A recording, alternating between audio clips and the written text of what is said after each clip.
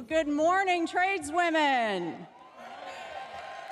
I love this. This is the most exciting Sunday morning I think I might ever have. I've laughed, I've cried. It has definitely become a part of me. I want to thank Lily Voon for that kind introduction, and most importantly, for sharing her inspiring story with us. Lily, I celebrate you and all the brothers and sisters at Local 569 in beautiful San Diego, California. We're privileged to work with your mayor, Todd Gloria, serves on our advisory council, and supporting you and him in bringing new resources to San Diego, because we know those new resources mean more good jobs.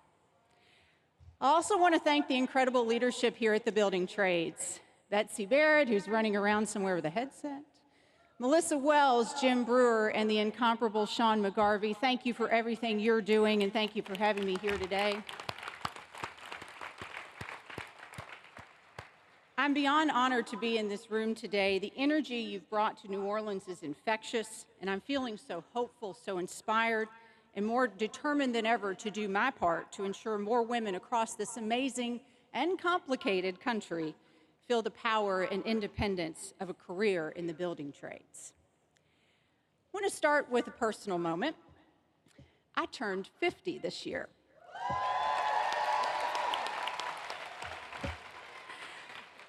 I made it. I'm in the club, got my AARP card. Super weird. So when you turn 50, or maybe any decade birthday, you kind of take stock, right? Where are we? How you doing? How's my career? How's my health? I need to lose about 5 or 10 pounds. And recently, like, my weight keeps showing up in weird places, like overnight. I have an entire monologue on menopause. Lucky for you, that is not the speech I'm giving today. You could fill in the blanks, couldn't you? Yeah. Today, I'm talking about women in traditionally male-dominated spaces. Let's take stock of that. For my 50th birthday in the year 2024, how are we doing? The answer is better, but not great. In 2023, women CEOs in the S&P 500 outnumbered CEOs named John for the first time. Yeah, there's an accomplishment I didn't know I was looking for. Now, in the greater society, of which we are more than half, 3.2% of people are named John. And yet there were more guys named John in this ranking than women, so we got work to do. Now, in elected office, we're looking a little better. We've got our second chance to elect our first female president.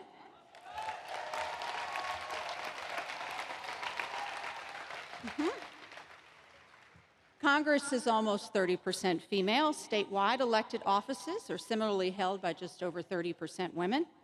Looking into state houses and city halls, the numbers are also in the 30s. Better. But we got some room to improve, right? And particularly when you consider we outvote men. We're 50.1% of the population, but we show up at the polls 5 or 10% more than men. We have the power to make a difference. And I don't have to tell this amazing room that the construction and skilled trades, these historically male-dominated professions, are difficult for women to access. Construction has the lowest female participation rate of any industry at 11%. And when you take out the office jobs associated with that, you're down to 4%, which means we're back in the guys named John category again. We need to do better than that. What the heck? But nevertheless, we persist. I want to acknowledge and thank all of you for being here and for doing what you do every day, and all of the groups, the tradeswomen groups, the Chicago Women in Trades, the Texas Women in Trades, who are good partners to Accelerator for America, because you're out there every day fighting the good fight, breaking down the barriers that keep women from entering or staying in these jobs. And I know just how many firsts are filling this great hall. We've already heard a few of them this morning. Maybe you're the first woman in your family to work outside the home, the first woman to pursue a career in construction, plumbing, or driving a rig. Yeah. Maybe you're the first woman to join your local or to reach the status of journeyman. How many firsts out there in the room? You're the first woman to achieve something. Raise your hand. Oh my gosh. Yeah. We got a lot to do. To each of you, all of these firsts that have been accomplished, I celebrate you. Our glass ceilings come in many forms and many shades, and we just keep powering through them. And as I look across this room, I see the many beautiful faces of women from all the generations. And you're here because you know you're special. All of you. You're here because you're leaders. And I know even as I say that, many of you may be doubting that, saying, I'm not the leader of my organization, or maybe even in my organization.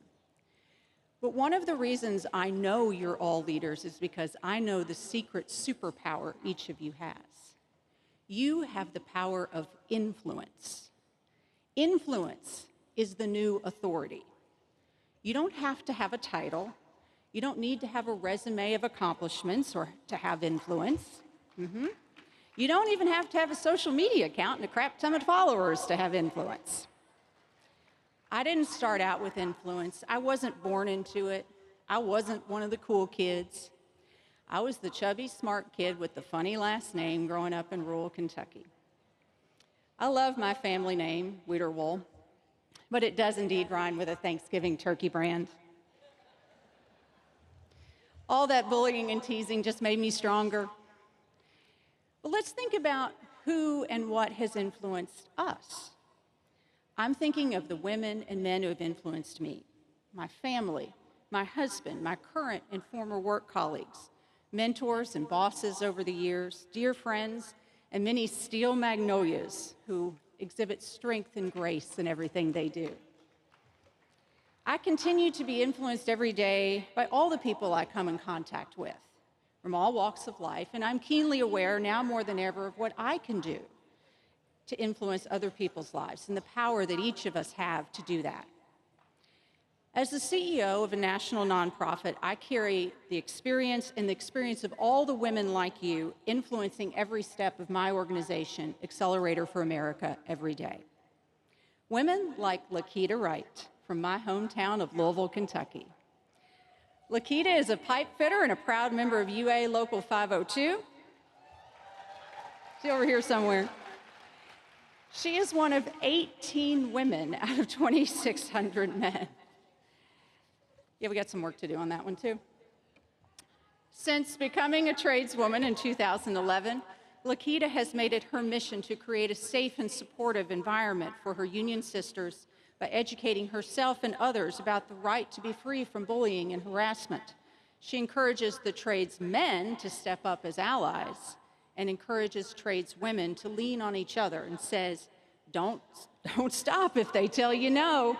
We all need to speak up. Yes, we do, because we all have the power of influence. Lakita, you are an inspiration, so it's no surprise that NAB2 awarded you with the Tradeswoman Heroes Award last month. If you're in the room, can you stand up and let us recognize you?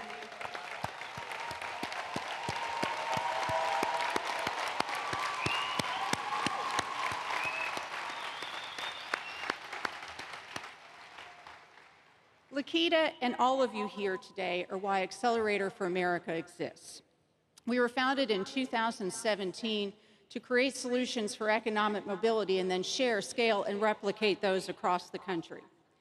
At AFA, we're guided by two truths. We know the power of infrastructure to catalyze change in communities and to lift up people into family-supporting careers. And second, we believe strongly that mayors and local leaders are the ones who can make a difference every day. Mayors are on the front lines, and we are so proud at AFA to be led by 15 mayors, the very best across the country, including 7 incredible female mayors and local elected officials from Chicago, Fort Worth, Scranton, St. Louis, Tacoma, and our co-chair, Mayor Kate Gallego from Phoenix. I bet there's some of those constituents out here today. What we've recognized at Accelerator is that all too often, city halls, labor affiliates, and training providers can be ships in the night, talking past each other, or worse, not talking at all. And right now, with these huge federal investments in place at this critically important moment in America's infrastructure story, It is so vital that all of these stakeholders join around a singular table in community to chart the path forward. That is where AFA comes in. We've been honored to work with NAB2, our federal partners, the U.S. Department of Labor and the Women's Bureau, and America's mayors to expand training, pre-apprenticeship programs, and pathways to apprenticeship programs in communities across the U.S., while ensuring that those programs both meet the needs of these new federal investments and support the women and people of color who want to access them by ensuring you have transportation and childcare and overcoming these hurdles that have kept women from entering these fields. Through the leaders and the minds in this room, AFA and NAB2, and the powerful local affiliates represented here, we can expand this work to more communities, support more projects, and bring more women into this important and fulfilling work. Yes.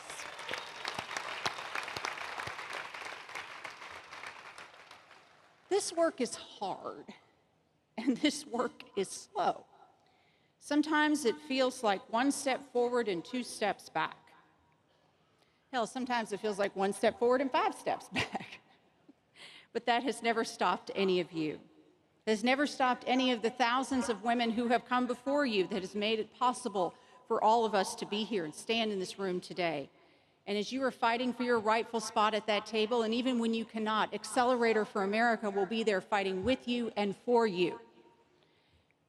As you close out your time here in New Orleans and head home with your head and your heart filled with the names and stories and inspiration of time with old friends and new, I hope you will continue to lift each other up, to physically lend a hand, and help someone rise to achieve their goals.